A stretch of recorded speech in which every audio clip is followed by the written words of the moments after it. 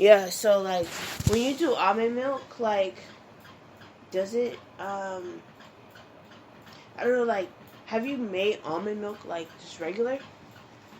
Like putting the almonds and then letting them soak for like 5 days and all that stuff? No, I've never made at home almond milk. I'm curious on how to do that.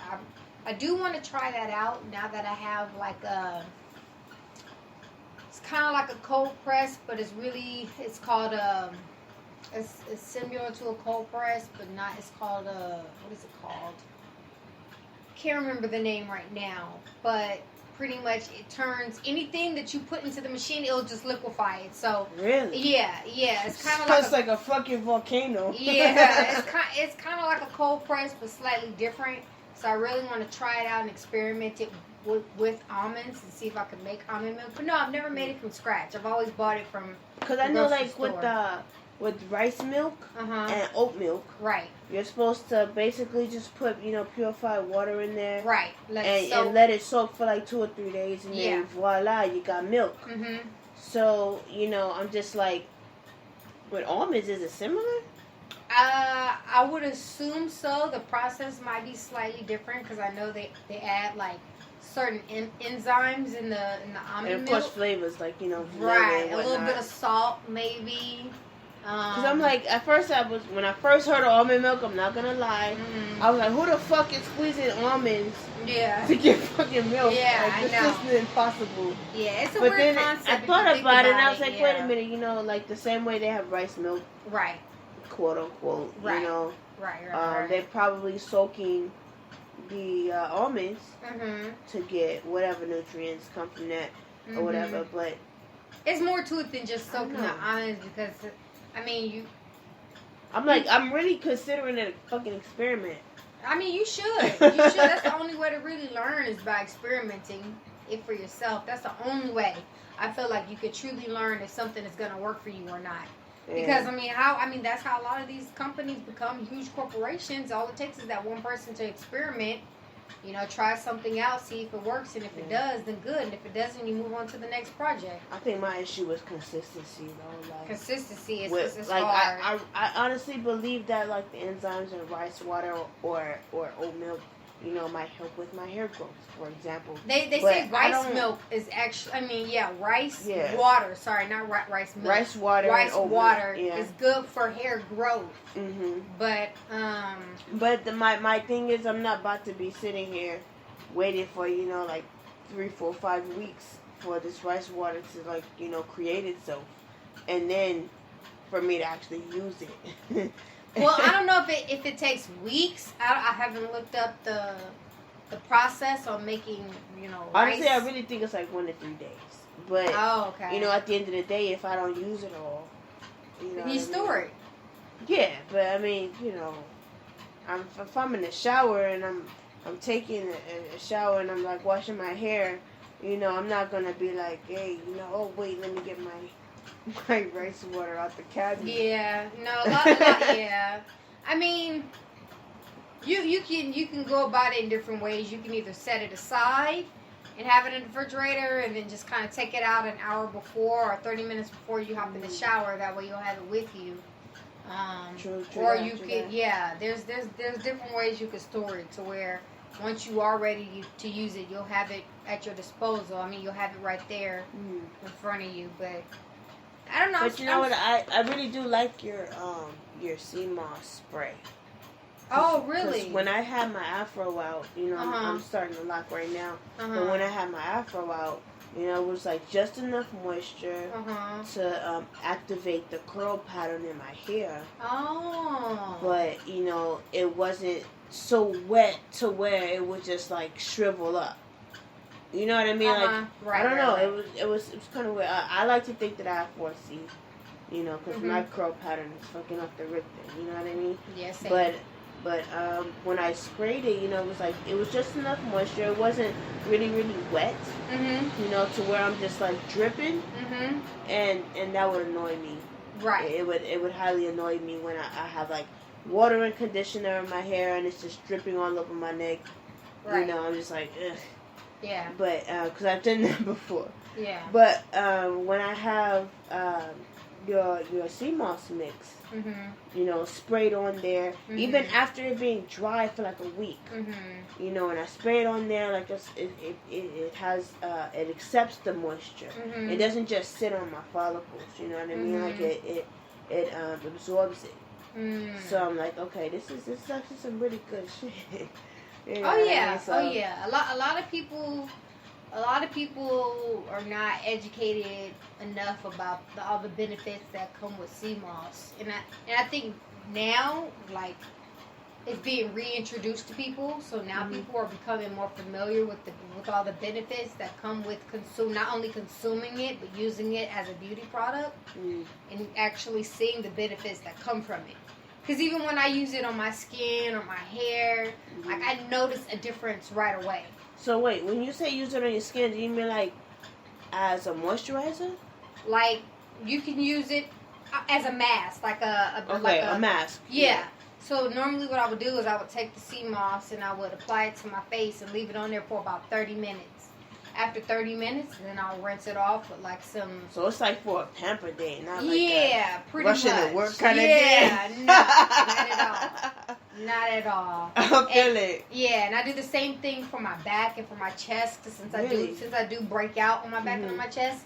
So what I'll do is I normally put a thin layer of sea moss on my chest, on my back, and it pretty much takes away a lot of the blemishes and a lot of the acne. If your skin is very irritated, if you have very irritated skin, very sensitive skin. What about oily skin? Oh yeah, of course. My skin is super oily. Like do you have like a special applicator for your back, or do you just use your hands? No, I just use my hands, predominantly my hands, and I'll just like kind of just rub it in, and then after I rub all of it on my back, then I just let it sit for 30 minutes. Because that's all you need is half an hour. Let it sit in your skin. Rinse it off or wipe it off with a lukewarm rag or wash it off with some lukewarm water. So basically like 30 minutes before I hop in the shower. Yes. I need to be applying this sea moss. To your back, to your chest, to your face. Yes, wherever you're breaking out. Because I have this dark spot. Right. That I have had since I was about 11 years old. Oh wow. And at first, poetically speaking, I translated that as tears leave a trace, because it wasn't until after I was crying after trying to commit suicide that I noticed this darkness on my face. And I thought that it was because of my tears burning their mark in my skin. But in actuality, it's probably just a discoloration. You know what I'm saying? So perhaps with using the sea moss as a mask, I could potentially clear that up, because I do have a soap bar that's specifically designed for face. But it's like, oatmeal, pumpkin, that kind of thing. But I haven't been very consistent with using it at the same exact time of day. Like either before bed or right when I wake up or what have you. It's kind of like an alternate with my regular cleanser and toner. You know what I mean? So I kind of want to experiment and see if I use, the pumpkin mix with the oatmeal and all that, if that does really help with evening my complexion, but if I can actually pull the toxins that are clearly in my skin, by either applying the sea moss directly there or consuming it or both, and it does take out the toxins in your skin, at least for me, and I've asked other people too, like what benefits have you seen from using the sea moss? And now they would normally tell me, and it's the same as mine. It's pulling out pretty much whatever toxins was in your skin. But no matter what kind of products you use on your skin, well, it actually does matter what kind of products you use on your skin. But when you find a certain product that works good for your skin, consistency is key. Because if you're only doing it, here and there. Yeah, here and there, then you're not going to see the full benefit of it. So consistency is key no matter what you use on your skin. If it works for you, then it works for you. And if it doesn't, then you need to move on to the next product. I feel that. I think, come September, I'll be able to really, like, start my 30-day trial of, like, all things healthy. Oh, yeah, sure. My juicing little by and little. the Formula Ones from Dr. Schultz, and, I just want to be able to find what works. Oh, yeah, but I kind of feel like I need to maybe, like, give it, like, at least 7 days, to really try. It really starts off with your nutrition, like, what you consume on a daily basis.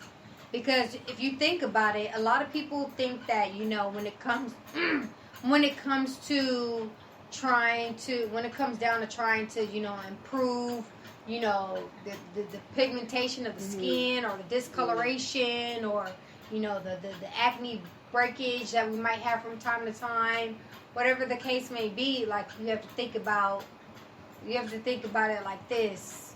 Like, not every product is gonna work for your skin type, right? What may work for you may not work for me. True. And vice versa. But whatever you do find that works for you, you have to make sure that you're using it on a consistent basis, not just here and there, or sporadically using it, whenever it's convenient. Like, you have to be disciplined about it in order to make sure you get the look that you're going for, especially if you want your skin to be nice, healthy, vibrant, glowing. You know what I'm saying? You want that glowing type of skin. Then it really starts from within. I think I definitely could concur, because... And that goes with proper nutrition, for sure. For sure. Yeah. A lot of people fuck up by eating that fast food stuff. And they don't understand that, you know what I'm saying? That's why a lot of people say you are what you eat, because when you're consuming that and then you wonder why your skin looks the way it looks, or why you feel the way you feel, it's because of what you're putting inside of it. You know what I'm saying? It's just like a car. I definitely, that part, premium or not. Right. Premium all day. I feel like I've definitely been privileged enough to be so in tune with my body to know that when I eat beef or pork, I feel much different than I would if I ate turkey or chicken. You know what I mean? Mm-hmm. And so I'm like, oh shit, like, you're really slowing your ass down when you consume, that Carl's Jr. burger. You know what I mean? You feel sluggish, whether shit you tastes realize great. it or You not. didn't have any carbs with it or whatever. You had the lettuce and shit wrapped around it. But at the end of the day, a burger's still a burger. The shit slowed you down. Yeah. And like I said earlier, like, with the goals that I have, I don't have time to slow down. Low key, like, meat is depressing. Meat is death at the end of the day. And if I want to consume death, then I will slowly die. You get what I'm saying? Whereas if I consume life, the life and the life that comes with the photosynthesis and the plants and things like that, that will give me more energy, I feel, than, cracking a chicken's neck and consuming the body of that dead chicken. You know what I'm saying? Like, I don't get energy from meat. I get energy from protein. I get energy from plants. You know what I'm saying? And our body's not consuming light. It's not you know designed to consume meat. I know a lot of people even our get teeth. That. Yeah, and a lot of people don't understand that, and that's where things go wrong, because they have this misconception that the meat that I'm consuming gives me the proper nutrition. It gives me the protein that I need. Yeah, like that's. Eat beans, bitch. Right, yes. There's so many other alternatives, healthier alternatives that you can consume versus eating flesh. Yeah. Because eating flesh, at the end of the day, you're going to feel it, because our bodies are not designed for it. Our intestines are not designed for it. At all. We've been stressing our bodies trying to consume meat. If you look at real carnivores, like from the animal kingdom, and you look at their intestines compared to a human body intestines, like, it's a huge difference. Don't they be having, like, 2 stomachs and shit? No, they have their intestines is way shorter than ours. So they're able to digest the meat and dispose of it really quick. Yes, quicker. versus ours. You know what I'm saying? Because ours is like 2 times as long. Yes, exactly. So people that makes don't sense. know that though. That they makes don't. sense. They don't. They have no type of awareness. That's why you can eat like hella fruit and be full. Yes. But you can't have as much of that meat and be full. You know what I mean? It's like, I mean, you could, but it's gonna get you sick. It's like 2 ounces of meat is like sicker beyond 5 ounces of veggies. Yeah. You know what I mean? Yeah. Like you can be a little bit real more sick full. to eat a pound of meat. It's fucking nuts, man. I mean, but some people can do it. But even if you don't feel sick after eating a pound of meat, trust me, your body is feeling it the most. You know what I'm saying? That's why